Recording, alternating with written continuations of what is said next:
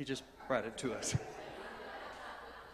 I'm thinking we should sing that on our Thanksgiving Eve service as well. Join that. It is my honor to introduce our speaker this morning. She is related to Glenn Pierson by marriage as his wife. Or I should say, Glenn is related to her as her husband. I know that feeling. My wife is Dr. Casey Wilson, and I'm Mr. Dr. Casey. Our message this morning and this month is all about abundance, is all about finances and how abundant we really, really do have it here. Shelley comes to us for her, and this is her winter home here on the Big Island. They live, during the summertime, live in Reno, Nevada. But here, they come home and they get to live with us here on this wonderful island. She used to be 6'6", but then she and Glenn walked the Camino de Santiago in Spain, which is a 500-mile journey. So that's I'm hoping to hear a little bit about that openness to, while we're walking, to really listen to Spirit and get in touch. So she has led an abundant life. She has blessed many of us with her workshops and her wisdom. Ladies and gentlemen, Miss Shelley Pierson.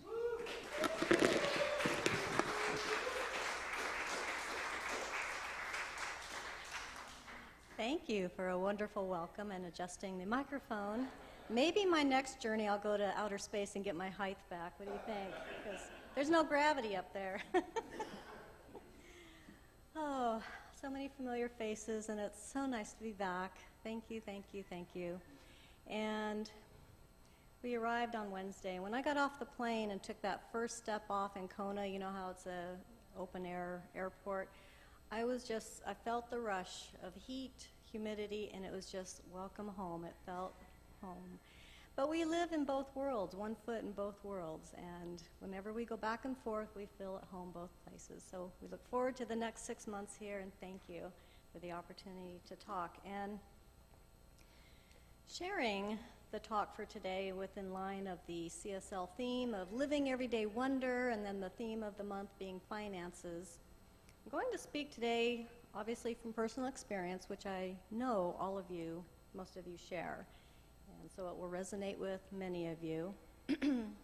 So for today, I want to talk about possibly the trauma of money, maybe from our upbringing, whatever. But today, so much of our trauma around money is based on myths, old thinking, old beliefs.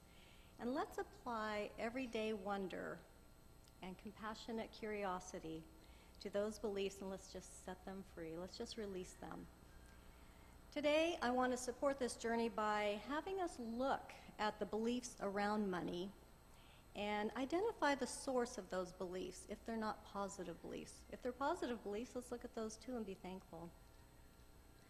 Then after that, I want to explore opportunities to modify that thinking, or better yet, release those old thoughts and beliefs that don't serve us anymore. And by doing so, we can start ourselves on a path of harvesting abundance. But today's talk isn't just about money, though I'm going to apply it towards money. It applies to all areas of our lives, whether we want abundance in wealth, health, happiness, relationships, it all applies, okay? And then finally, we'll review a couple of fun and playful ways to move into new thought forms around prosperity. And it's not, like I said, it's not just about money, it's in all areas of our life. So that will be fun. And when I learned about this month's theme of money, I immediately looked at my bookshelf because I have so many resources, and that's from personal experience. Because back in 2009, 2010, I was in between jobs.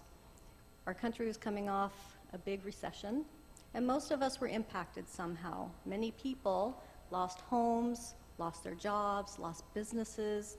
Many filed bankruptcy, including my boyfriend at the time, who's now my husband. And many other people we know had to do the same. Talk about an ego buster. Isn't a bankruptcy an ego buster? It sure is. And it can oftentimes be a wake-up call as well. But I looked at my bookshelf, and I have The Energy of Money by Maria Nemeth, Spiritual Economics by Eric Butterworth, Money and the Law of Attraction by Esther and Jerry Hicks. And I have a couple more resources at home I didn't feel like carrying in my suitcase, but I will refer to those later in the talk and share what those are. But investing in these resources, I was thankful that at the time I belonged to a spiritual community who encountered many people going through the same thing, and the community offered workshops, books, spiritual talks on Sundays to help all of us try to get out of this rut, because personally, I didn't like the way I felt. I was nervous, I was concerned, I was a single mom, and I was fearful about being able to find another job, being able to recover financially.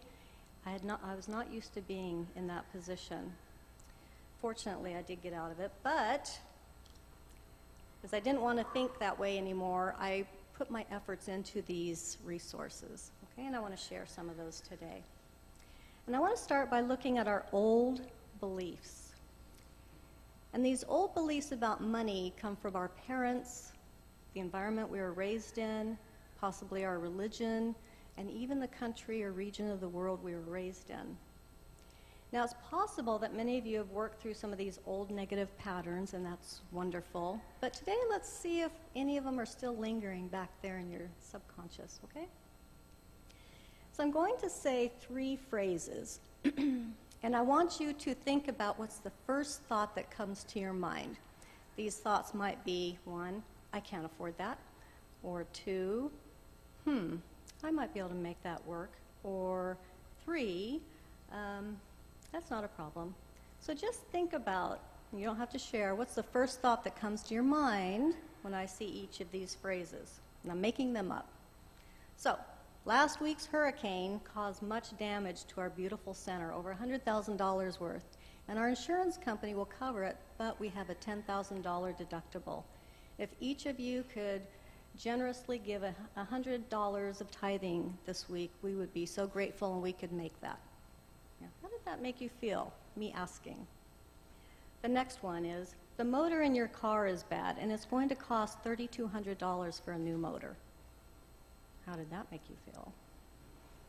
And the next one, pretty light. Your neighborhood association dues are going up from $100 to $150 effective immediately. Just think about what's your initial reaction to those comments, okay? And carry that with you. So, after looking at those, I want to look at where those rote, conscious and subconscious thoughts come from. And by doing that, think about your parents. Did they have a scarcity perspective when it came to finances and money, or an abundance perspective? I know personally I grew up with a scarcity perspective. My mother had 5 kids, she was often single, there was not a lot of money, she was very uneducated. It was tough, okay? As Don Miguel Ruiz said in his book, The 4 Agreements, we are domesticated by our parents. We learn through what they knew and taught us. We learn by their behaviors. And we also picked up on their attitudes about money and finances. Did you commonly hear phrases such as, we can't afford that? That's going to cost an arm and a leg. I'd sure like to know where that saying came from. Serious. Take an arm and a leg. This is much too expensive. Stop asking for things we can't afford. And here's a tough one. We could never afford that. Now think about that one. We could never afford that. How automatic and rote that was for some people. That means you can't afford it now, and you're putting the intention out that you will never afford that. So those are some old sayings that I recall just from my childhood. Anyway, So these phrases from your parents and the environment you grew up in are certainly in the past, and I'm asking, did you carry any of them to your current? Even a little bit of smidgen of those thoughts in the back of your mind. And if we do, how can we change those thoughts? Louise Hay once said, "You can't clean your house if you can't see the dirt." Okay?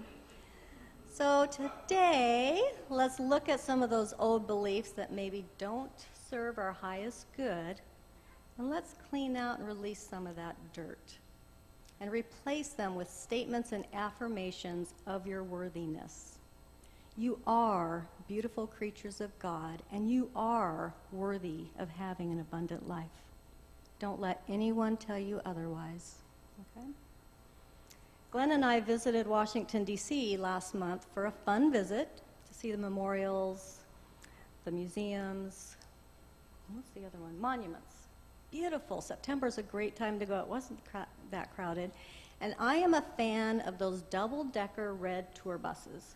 They are so fun. You hop on, you hop off, they take you around town, you see which ones you want to see and come back to. And we're passing by this big building, and we got our little earphones in listening to the recording, and we're passing the Federal Reserve. Big building. Do you have any idea how much money the Federal Reserve prints on a daily basis? This will be shocking. $84 billion a day. That's $60 million per minute they print. Now granted, a lot of that money is to go back and replace old worn out bills that have been taken out of circulation, but there's certainly not $84 billion a day. So that money's going somewhere. So let me ask you, as that money goes back into circulation, give me one good reason why some of that should not come your way. Okay? Are your limiting beliefs blocking the gate of entry towards you? So during a Science of Mind class, a student recently shared with her classmates that she had been scammed out of $800. She immediately suspended any thoughts of stupidity and loss. And she and her instructor and classmates chose to call the universe to replace that money and more. See how it was a choice? Within 2 days, a person in her past who she had loaned money to and never expected to be paid back contacted her and said, "I just put $1,000 into your PayPal account." See how the money flowed back. She never envisioned that. And for years, Glenn and I have been wanting air conditioning in our Reno house. You know, we go through 3-4 weeks of real hot, then we get through and think, well, maybe next year. Maybe next year. But this summer was an extremely hot summer. After our big trip to Spain and some other travel, I just kind of thought, And then one day in the mail, I got a $2,500 check from an expense I had done 13 years ago, never expecting to be paid back. And it was a gift of repayment. We got our air conditioning. So be grateful for those unexpected thoughts. And I didn't even put the thought out to be repaid. It was a gift for the situation that I paid for. So we can choose how we want to look at our relationship to money. And we can keep the limiting negative thoughts about money, or we can believe the universe is abundant and the universe has our back and our wants and needs will be met. Jesus said, anything you pray for and ask, believe that you will receive it and it will be done to you. Right? Every one of you are very powerful spiritual beings. You have the gift to create your abundance. You can harvest the abundance in all areas of your life, not only the money, but the health, the happiness, the relationships, whatever you need and want. Now, before we left Reno, you know the election season is coming up. And there are obviously these negative ads going back and forth. We get a lot of mail. And one of them, one opposing party saying about the other party's candidate, the negative comment was, "She is a millionaire." Like that's a bad thing. Really? Serious. I thought, is that the best you can come up with? Well, maybe she has a good chance then. But I don't know. It's just, you can choose to listen to those or put them away. Okay? And what is the economy? I heard this a couple years ago. The economy is actually the group thought of how our economy is doing. It's based on our thoughts and our beliefs. And months ago, the political, I shouldn't say political, the trained analysts were saying there are no indicators showing a recession is coming. But on the other side, the talking heads were saying a recession's coming. So which one do you want to believe? Okay, we can choose our thoughts. So back in 2009, 2010, when I was recovering from my fear and worry about financial, and believe me, I recovered. Everyone we know who lost homes, businesses, went through bankruptcy, everyone we know has recovered. We do come back, okay? But one of the classes I attended, we studied Stretton Smith's course called the 4T Prosperity Program. Have any of you ever heard of that? Okay, one. It's interesting. It was a set of CDs, but it's about tithing of time, talent, and treasure for prosperity and the fullness in life. And here's my one big takeaway from his program. It's pretty funny. He said, once a day, preferably when you're driving in your car, say 200 times with zeal and zest, "I am prosperous." And I started doing it. Now, it's hard to drive, pay attention, and count. So I figured out that if you watch your clock and you do 4 minutes worth, that's 200 times. But you're by yourself, windows up or down, who cares, and you just say, "I am prosperous." And I swear, after 200 times, I felt so good. So I encourage you to try that this week. Whether you're at home, driving, just for 4 minutes, say over and over again, "I am prosperous." And see how you feel about that. Or if you're together, you can say, "We are prosperous." And you can convert it to anything you want. I am abundant. I am healthy. I am grateful. You make it what you want. Okay? So that's a little homework assignment for you.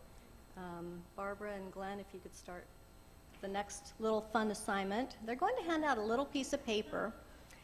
And this was the next class I took through my recovery from fear of not being prosperous, and that is, it was called Hiring the Heavens. Have any of you heard a book by Gene Slater called Hiring the Heavens? A couple of you. It's a cute little book. It's a quick read, and at the end of the book are these little worksheets, and you can do this worksheet at home, but I'll tell you how I filled it out, and I'll need one of you to give one to me so I can read it correctly when you're done. So Hiring the Heavens. She basically walks us through, you need something. You want something in your life, and you're going to hire your spiritual guides, teachers, whoever, angels, to help you get what you need and want. And I'm going to use the example of when I was selling my big house 9 years ago. My kids had moved out. Thank you, Charlena.